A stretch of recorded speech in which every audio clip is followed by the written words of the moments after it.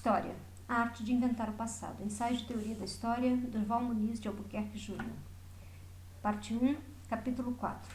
A história, redemoinhos que atravessam os montouros da memória. Nota da tradução.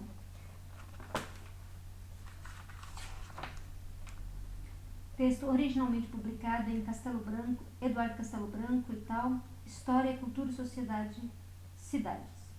Recife, Bagaço 2005, páginas 79 a 90. Páginas 85 a 97. Repito. O cisco tem agora para mim uma importância de catedral. Retrato do artista quando coisa. Manuel de Barros, página 23. Perdoe-me, mestre Manuel de Barros, se te visto aqui de doutor e de academia. Não percas por isso a irresponsabilidade. Nota 1. Espero que tomes a traição como homenagem. Não posso deixar de passar em teus versos quando o tema é nosso tempo, quando o desafio é pensar o estatuto do saber que faço, a história, nestes tempos pós-modernos. É impossível não adotar uma gramática como pretexto para abordar a relação entre história, memória e linguagem na sociedade em que vivemos, pois encontro em teus escritos uma percepção aguçada daquilo que particulariza, que dá singularidade aos tempos que correm, daquilo que constituiria a nossa condição histórica, e ao mesmo tempo uma forma sugestiva de tentar empreendê-la, através das palavras, através da narrativa, tarefa também colocada para os historiadores. Vejo na sucessão de teus livros ir emergindo as questões que também nos interpelam hoje, enquanto doutores e acadêmicos da história. O caráter fragmentário da nossa experiência, a multiplicidade de temporalidades que se articulam no instante, o caráter de fabricação do que chamamos de objeto e de sujeito, a espessura própria da linguagem, inventora de nossas coisas e de nossos mundos, a necessidade de mudar a visada, de redirecionar o olhar do grandioso, do heróico, do famoso, do grandiloquente, para o ínfimo, para o menor, para o abandono. Ou abandonado. Para o traste, para o infame, para o cisco. Na tua vida e no teu trabalho, encontro a justificativa para a minha vida e para o meu próprio trabalho. Se dedicasse todos os teus dias a fazer poesia, pois entendes que ela areja a linguagem, que ela alivia,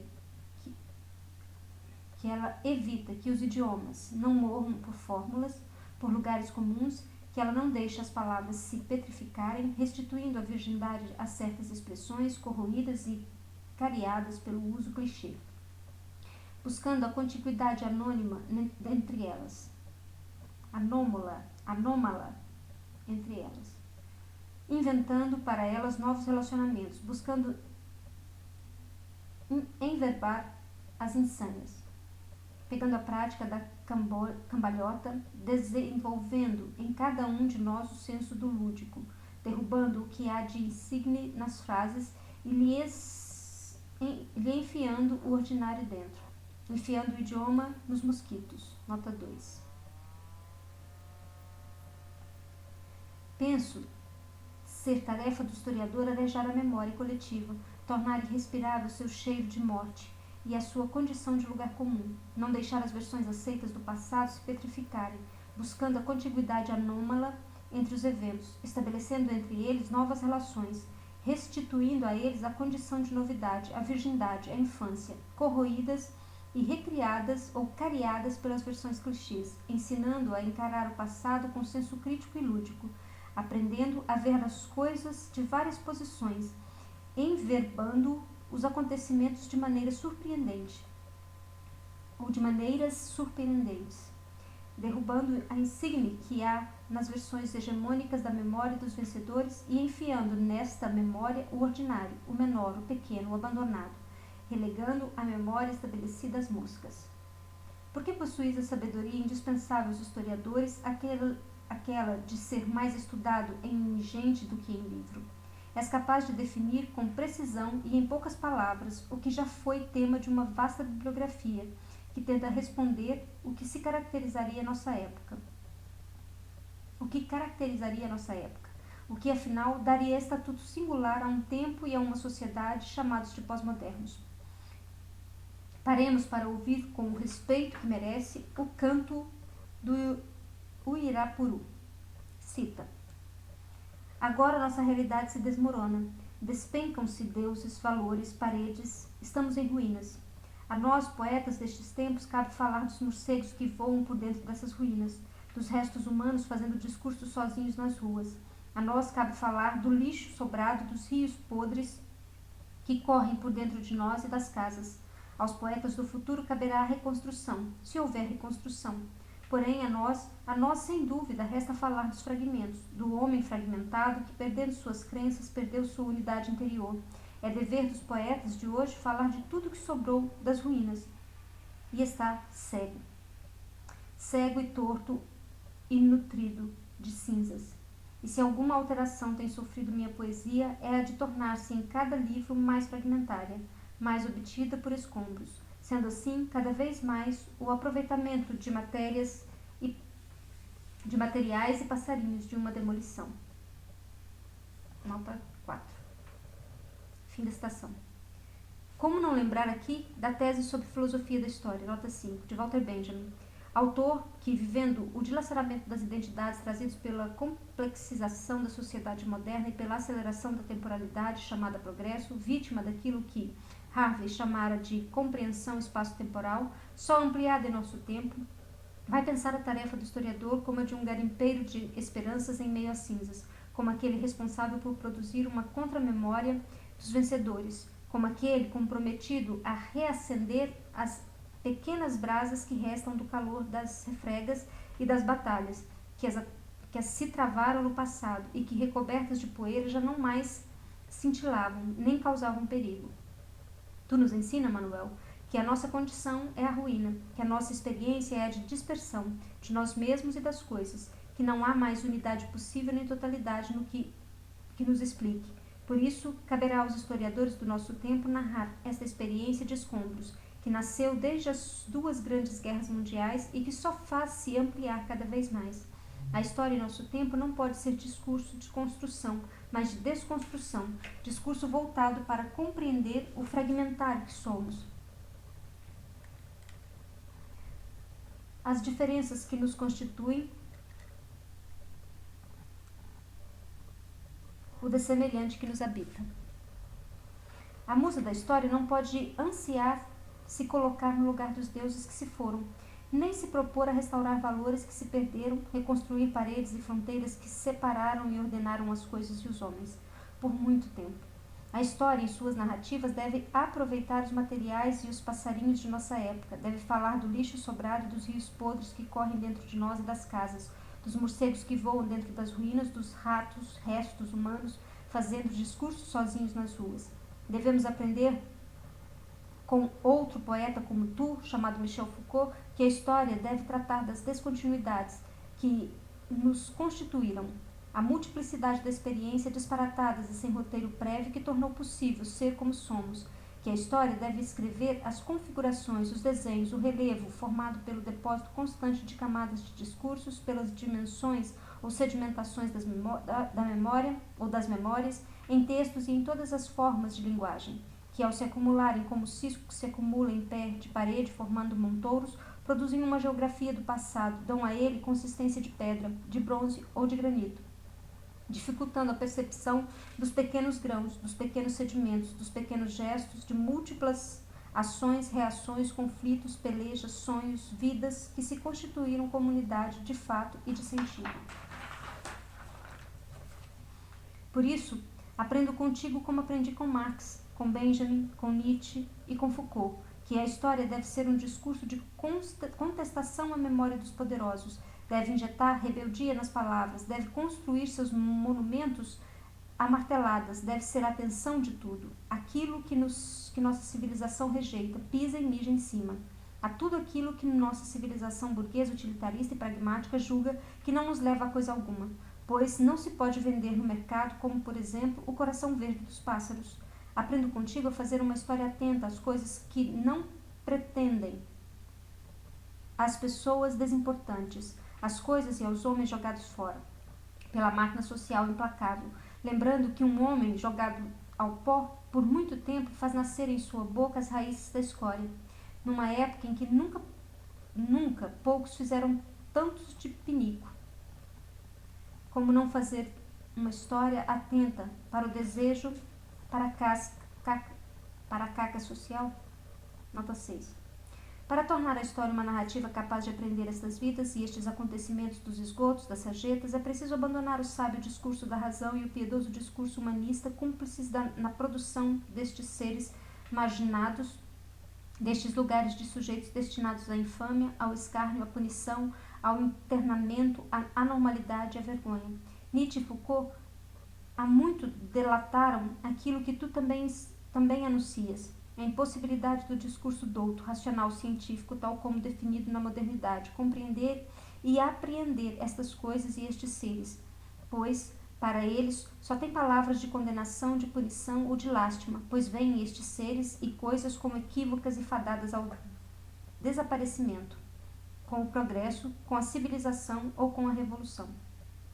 Para ser capaz de falar destes seres e acontecimentos, a história precisa escapar deste discurso racional, deve reintroduzir a arte em seu discurso, tornar a sensibilidade, a imaginação e a intuição parte de seus instrumentos de trabalho, deve reinstalar o corpo na escrita, como diz Michel Dissertot.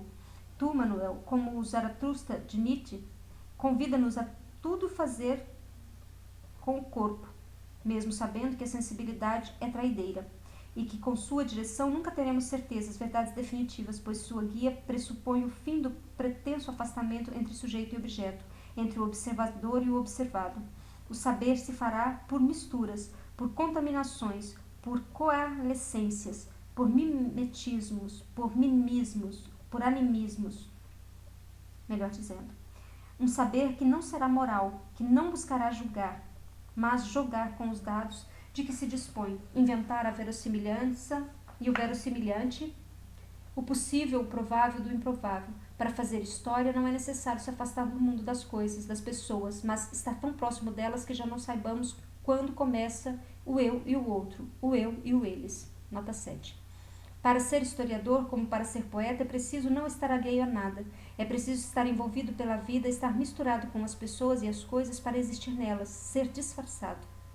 Misturar-se para apodrecer, seu próprio eu, apodrecer para fomentar novos personagens e novos entendimentos para a vida e para o passado.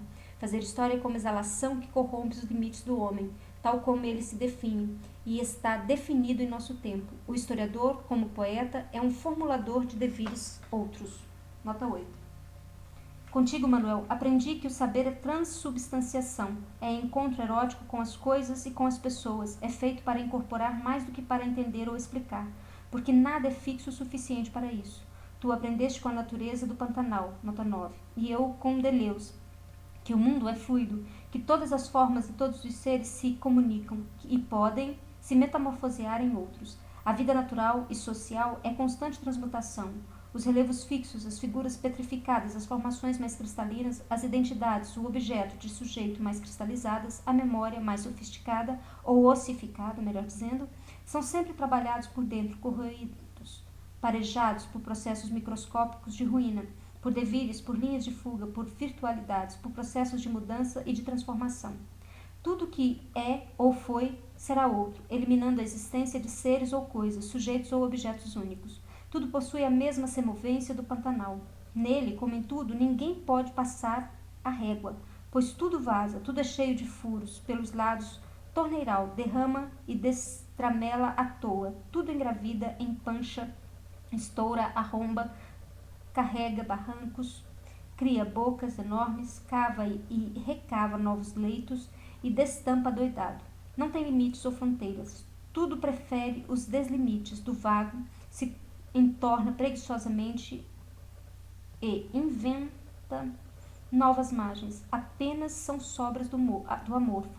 Tudo é fruto de um universo poroso, útero de todas as formas, cemitério de todas as figuras. Nota 10. Aqui em tua poesia, como na história, o homem transcendental é rebaixado à condição de coisa entre as coisas, ser entre seres, palavra entre palavras. Ele se descobre miúdo, submetido à mesma ordem que vale para todos os seres. Ao contrário do que pensa Waldman, nota 11, tu, Manuel, não buscas a pura identidade, o neutro, mas a diferença intensiva. Tu falas dos começos em que tudo é possibilidade de expressão, em que a semelhança é impossível.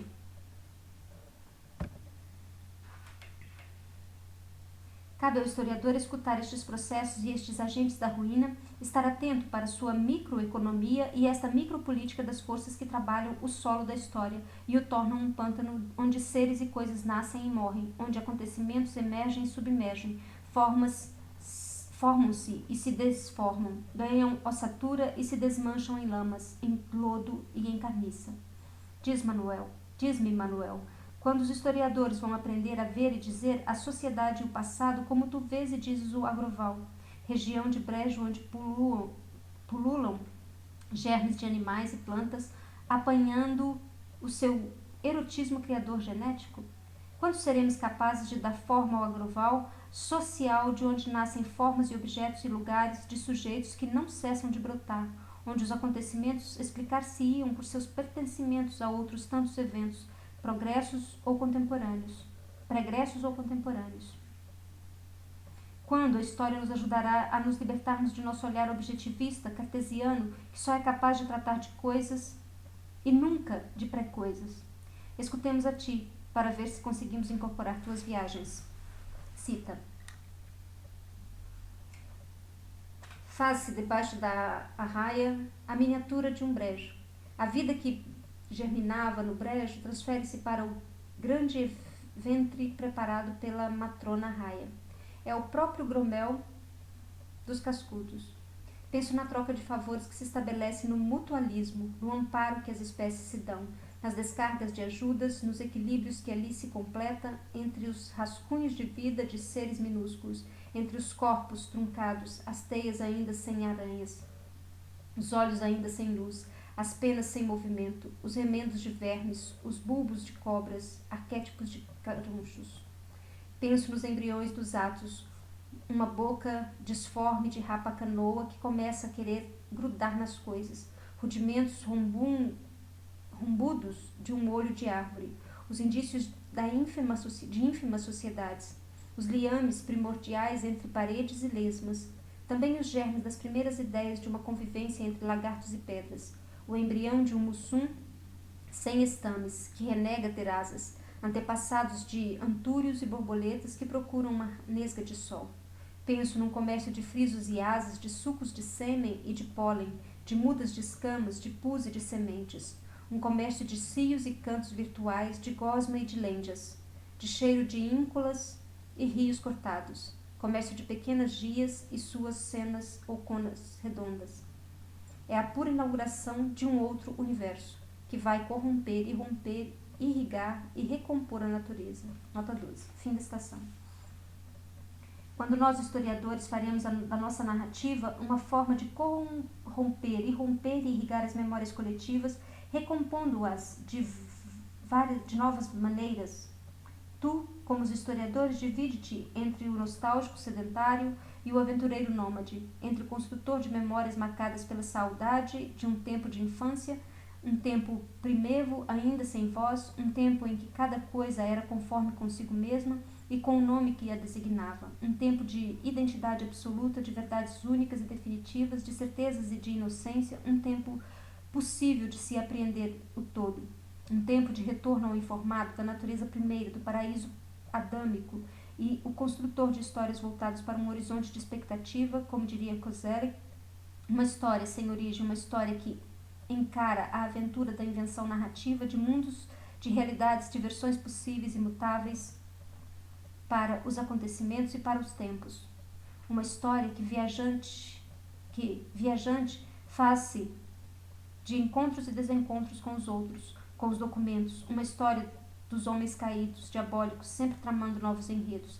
Cabe ao historiador nômade simular, com o uso da linguagem, território para estes movimentos, para estes processos, para estes fluxos de desterritorialização que atravessa o social. O historiador nômade deve tentar cartografar o movimento destas forças, destes agentes que arruinam a memória hegemônica e que faz ranger e gritar.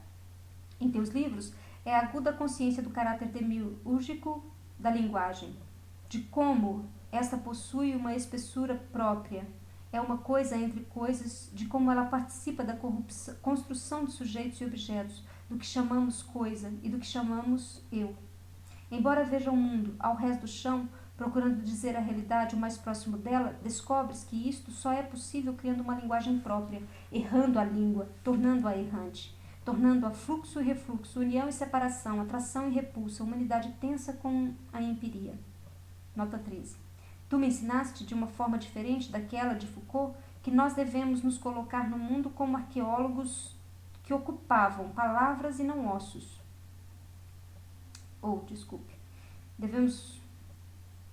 Tu me ensinaste, de uma forma diferente daquela de Foucault, que nós devemos nos colocar no mundo como arqueólogos que escoavam palavras e não ossos.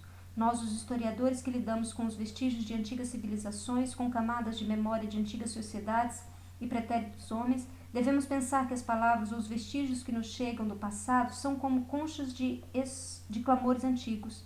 As palavras e os vestígios são signos que possuem no corpo muitas oralidades remontadas e muitas significâncias remontadas, que somente escovando-as e a contrapelo, como queria Benjamin, poderemos acessar as camadas de significação recobertas pelo tempo. Por isso, o historiador, como poeta, antes de ser um doutor, é um fraseador. Nota 15.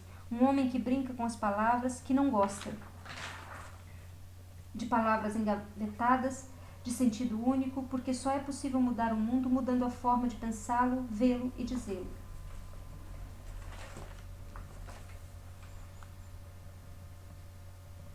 Tarefa do historiador é abrir palavras que nos chegam do passado para novos sentidos, para novas convivências com o presente.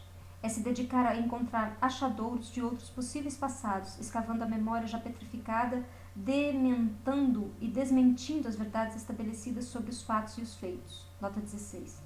Desinventando e desinvestindo memórias grandiosas e heróicas, transformando em sucata os heróis da história nacional e regional. Estátuas que, uma vez ao vento, seriam como trastes, como qualquer pedaço de camisa nos ventos, pois tudo que o homem fabrica vira sucata, inclusive seus heróis, e nós teríamos a função social de limparmos o mundo destes seres e seus valores e costumes sucateados. Nota 17. Tarefa nobre não é só produzir o conhecimento, mas o desconhecimento também.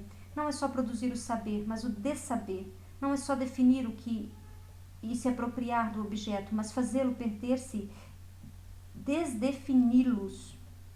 Não é só identificar o sujeito, mas desidentificá-los, desconhecê-los. É preciso deformar o mundo, desnaturalizá-lo. É isto o abandono do conhecimento consagrado para abrir a possibilidade do novo, a prática da ciência que, analfabeta, é isto, a perda da inteligência das coisas para vê-las de outra forma. Nota 21. A maior riqueza do homem é sua incompletude. E se gostamos da história e precisamos dela, é porque, perdoem-me, senhores, precisamos ser outros. Ansiamos por esta alteridade, por diferença. Queremos ver nosso rosto se esboroar na areia. É porque precisamos renovar sempre a descrição que fazemos dos homens e seus feitos, porque apostamos que somos mudados por nossos textos, mais do que por nosso existir. Nota 22. O procedimento do historiador é fazer dos objetos e sujeitos consagrados chegar a traste, ter o valor de coisas imprestáveis para que se tornem dizíveis e visíveis de uma outra forma. Nota 23. É saber que as coisas e pessoas do passado nos chegam aos pedaços e precisam ser montadas e remontadas, e para isso é preciso que tenhamos simpatia e empatia para com elas. Encostemo-nos nelas, procuremos fazer que se pensem em nós e que continuarão, mesmo assim, sempre cheias de recantos e de desvãos. Nunca serão redondas e inteiriças, pois somos formados de desencontros e as antíteses é que nos congraçam. Nota 24. A melhor forma de nos conhecermos é entrar em contato com o que foi ou é diferente de nós, com o nosso contrário, com o que deixamos de ser, com a falta que tem presença em nós, com o falso que sempre habita as nossas verdades, com os conflitos que nos preparam com o nada que nos propicia tudo. Nota 25. Como filósofa,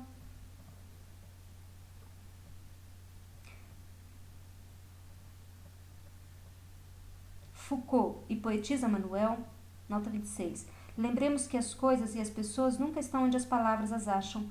Do lugar onde estamos sempre já fomos embora.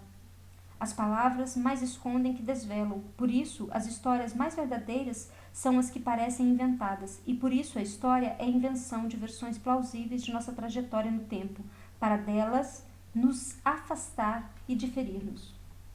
Em teus poemas, Manuel, cada sujeito é um minhocal de pessoas, deserto de muitos eus. Nota 27. É cria de frases. Nota 28. O sujeito é uma coisa adejante, voadora, que se quebra de encontro com as palavras, tornando-se inominado, insignificante, uma fresta por onde sai hinos e limos, uma produção permanente de si, de um si mesmo, uma bronha dos sentidos. Nota 29.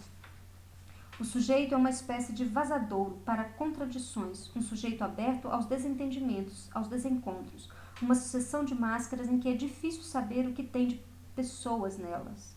Nota 30. Teus objetos são utensílios. Nota 31. São desobjetos, são ordinários, sempre em processo de desmanchamento, sempre em liame com outro, que o faz modificar-se. É o pente que, subsumindo pela terra, vai se transformando em alimento para pássaro. É o muro e o musgo que se entrelaçam até a indefinição. São rizomas que possuem a virtude de não identidade. São coisas em estado de ruína. Tu gostas de máquinas que dão flores, de latas industriais que a ferrugem vai lhe possibilitando voltar novamente à terra e fertilizar lírios. Em teus escritos, sujeitos e objetos são vistos como reconstruções feitas no tempo e na linguagem, que mesmo em sua empiria são passíveis de metamorfoses e transmutações eucarísticas e cópulas. Eucaristias e cópulas.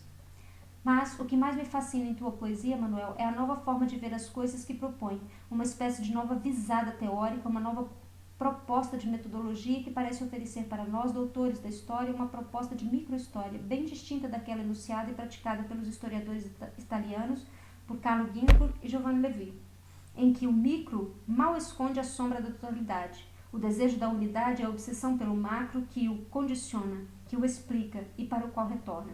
Enquanto a microhistória italiana ainda é assombrada pela caverna de Platão e pela totalidade marxista e hegeliana, tua microhistória não remete ao encontro com as unidades, com as identidades e com as essências apaziguantes, do disparate e da diferença. Teu micro é partícula extraviada, figura abandonada, jogada fora.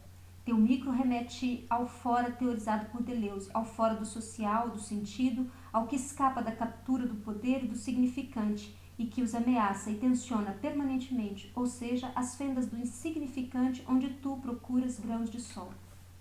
Nota 32.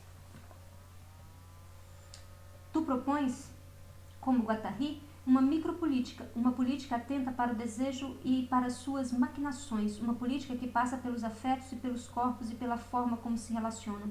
Embora seja visto como alienado, tens em tua obra um compromisso ético, uma dívida para com o velho Marx, quando realimentas o seu fantasma, como diria Derrida, ao olhar para os vilipendiados, para os derrotados da existência, para aqueles que têm grandeza por sua infinita deserção, por terem experiência de restolho, por experimentarem a lascívia do ínfimo, indivíduos com propensão à escória. Tua história é a dos homens que têm passado muito trabalho e muita fome e deambulam com o olhar de águia sujo no meio da ruína, de homens que, na sarjeta dos loucos de água e estandarte, do pobre diabo, nota 34. Como somos compostos de fragmentos, só tratando da história dos cacos, dos destroços, dos escombros, da escória que nos compôs, é que o saber histórico poderia simular para nós uma unidade perdida. O historiador, ao olhar para estes pedaços de gente, de coisas caídas no chão, poderia reproduzir uma versão remendada do passado, redimindo estas pobres coisas decaídas, produzindo a grandeza do ínfimo, proclamando o valor do disco, do saco ou do caco e da caca, rebaixando as grandezas de antanho, desconstruindo as catedrais e os monumentos que gastaram, aprisionaram, esmagaram e esmigalharam estes homens. Nota 35. Manuel de Barros, eu te responsabilizo por ter me feito pensar que assim como teu canto reboja e não tens margens tuas palavras de poeta, meu texto de historiador pode remoinhar, pode ser discurso ventania, disposto a levantar o pó depositado sobre as palavras, sobre os documentos, sobre os monumentos, para fazer com que estes sejam vistos e ditos de novas maneiras. Persigo depois de ti um discurso historiográfico que, como redemoinho, atravessa os montouros da memória social, os faça serem postos em movimento, relançando-os para as novas agitações, para adquirirem novas configurações.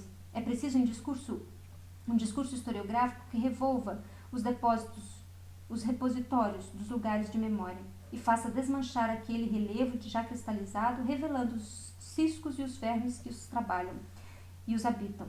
Uma história capaz de descobrir beleza no pequeno, no ínfimo, no pobre, no traste, no abandonado, no trapo, no vil, no chão. Uma história que não olha apenas para o alto, para as coisas celestiais, para o grande, para o grandioso, para o famoso, para o heróico, para o único, para o espalhafatoso do poder, mas que se deixa seduzir pelas pessoas apropriadas ao desprezo. Nota 37. Que tenha olhos para o ordinário, cotidiano, sem nobreza, o sem riqueza, o sem saber, todos os sem algo, que pululam em nossa sociedade pós-moderna. Sociedade que, como dizia Foucault, possui uma nova artimanha a de incluir excluindo, que tem na exclusão parte importante do funcionamento do sistema. Sociedade da sobra e do resto, que precisa de um saber capaz de fazer destes ciscos, destes restolhos, novos inventos e que saiba dar grandeza aos andrajos, que tenham um olhar para baixo, para o menor, para o insignificante, para os seres que na sociedade são chutados para a lata ou como lata. Nota 38. Essa é uma questão de ética e uma questão de estética. Para isso, a história precisa de novas linguagens, de inventar novas palavras, de produzir novos conceitos que sejam capazes de conceder a glória, a gosma da lesma nos vitrais das catedrais, que sejam capazes de majestificar a planta brotada nas frinchas dos fortes, de dar grandeza aos homens que chafurdaram nos lixos como porcos e urubus, que dormem nas sarjetas como baratas, habitam os buracos dos viadutos como os ratos, espojam-se nos buracos das favelas como moscas, queimam sob o sol e se cortam na lâmina verde dos canaviais como lagartos, que se tornam lama nos garimpos e nos mangues, que se tornam bichos nas jaulas das prisões, que se tornam loucos nas salas dos hospícios, que se enchem de silicone, batom e fantasia para aguentar a barra de amar diferente, que adoecem de amar por não terem aprendido, de dar grandeza às crianças que enegrecem a vida nas carvoarias, que perdem as mãos nas máquinas de agave,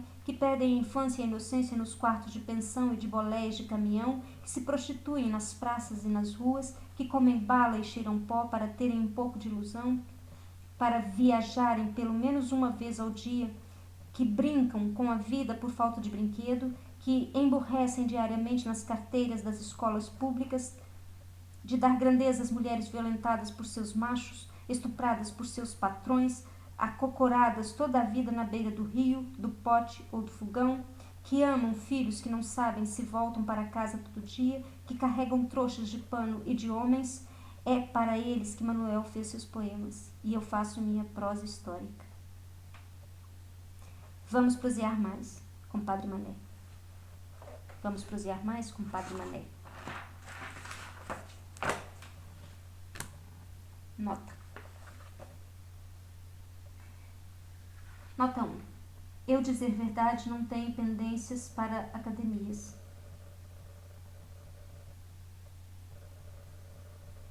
Nota 1. Eu dizer verdade não tenho pendências para academia, porque me parece que eles tiram de nós aquelas irresponsabilidades. Talvez não se possa mais ficar de tarde sentado numa canoa, amortizando o vento. Manuel de Barros, Gramática Expositiva do Chão, Rio de Janeiro, Civilizações Brasileiras de 1990, página 343. Gramáticas Expositivas do Chão, Manuel de Barros, Rio de Janeiro, nota 2. Civilização Brasileira, 1990, página 310 e 320. Nota 3. Retrato do artista quando coisa. Manuel de Barros, segunda edição, São Paulo, Record, 2001, página 81. Nota 4, Manuel de Barros, Gramática Expositiva do Chão, Rio de Janeiro, Civilização Brasileira, 1990, página 308 e 309. Nota 5, Walter Benjamin, Tese sobre Filosofia da História, in Walter Benjamin, Sociologia, São Paulo, Ática, 1985, páginas 153 e 164. Nota 6, Manuel de Barros, Matéria de Poesia em Gramática Expositiva do Chão, Rio de Janeiro, Civilizações Brasileiras, 1990, páginas 180 a 181. Nota 7, Eu já disse quem sou ele. Quem sou? Ele. Meu nome é Andalesso. Manuel de Barros, Livro sobre Nada, São Paulo, Record, 1996, página 85. Nota 8. Manuel de Barros, Gramática Expositiva do Chão, Rio de Janeiro, Civilizações Brasileiras, 1990, página 12. Para entender, nós temos dois caminhos, o da sensibilidade, que é o entendimento do corpo, e o da inteligência, que é o entendimento do espírito. Eu escrevo com o corpo. Poesia não é para compreender, mas para incorporar. Manuel de Barros, Arranjos para Assobios, São Paulo, Record, 2002, página 37. Nota 9. Berta Waldman, Poesia do Resto do Chão, in Manuel de Barros, Gramática Expositiva do Chão, Rio de Janeiro, Civilizações Brasileiras, 1990, página 15. Nota 10. Manuel de Barros, O Livro de Pré-Coisas, in Gramáticas Expositivas do Chão, Rio de Janeiro, Civilizações Brasileiras, 1990, páginas 231 a 237. Nota 11. Berta Waldman, Resto do Chão, Nota 12. Manuel de Barros, Livro de Pré-Coisas, in Gramáticas Expositivas do Chão, 1990, 233 a 234. Nota 13. Berta Waldman, Poesia ao Resto do Chão, in Manuel de Barros, Gramáticas Expositivas do Chão, Civilizações Brasileiras, 1990, página 17. Nota 14. Manuel de Barros, Memórias Inventadas à Infância, São Paulo, Planeta, 2003.2. Nota 15. Ibden, volume 2. Nota 16. Ibden, 14. Nota 17, Ibden, 15 páginas. Nota 18, Manuel de Barros, Livro sobre Nada, São Paulo, Record, 1996, página 11. Nota 19, Ibden, página 75. Nota 20, Manuel de Barros, Livro sobre Nada, São Paulo, 1996, página 85. Nota 21, Ibden, página 132. Nota 22, Manuel de Barros, Retrato do Artista quando Coisa, segunda edição, São Paulo, Record, 2001, páginas 29 e 35. Nota 23, Manuel de Barros, Livro sobre Nada, São Paulo, Record, 96, página 27. Nota 24, Ibden, página 30 a 49. Nota 25, Ibden, página 67 a 71. Nota 26, Michel Foucault, As Palavras e as Coisas, São Paulo, Martins Fontes, 1985. Manuel de Barros, Livro sobre Nada, São Paulo, Record, 96, página 69 a 70. Nota 27, Manuel de Barros, Arranjos para Assobios, São Paulo, Record, 2002, página 23. Nota 28, Ibden, página 33. Nota 29, Ibden, página 39 e 40. Nota 30, Manuel de Barros, Matéria de Poesia em Gramática Expositiva do Chão, Rio de Janeiro, Civilizações Brasileiras, 1990, página 190. Nota 31, Manuel de Barros, Arranjos para Assobios, São Paulo, Record, 2002, página 31. Nota 32, Ibden, página 35. Nota 33, Ibden, página 43 a 46. Nota 34, Ibden, página 46. Nota 35, Manuel de Barros, Gramática Expositiva do Chão, Rio de Janeiro, Civilizações Brasileiras, 1990, página 328. E Tratado Geral das Grandezas do Ínfimo, São Paulo, Record, 2001. Nota 36, Manuel de Barros, Arranjos para Assobios, Record, 2002, página 11. Nota 37, Manuel de Barros, Gramática Expositiva do Chão, Rio de Janeiro, Civilizações Brasileiras, 1990, página 342. Nota 38, Manuel de Barros, Retrato do Artista quando Coisa, segunda edição, São Paulo, Record, 2001, páginas 27 a 29.